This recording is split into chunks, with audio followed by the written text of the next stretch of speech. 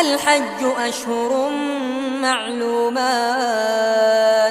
فمن فرض فيهن الحج فلا رفث ولا فسوق ولا جدال في الحج، وما تفعلوا من خير يعلمه الله، وتزودوا فإن خير الزاد التقوى، واتقون يا أولي الألباب.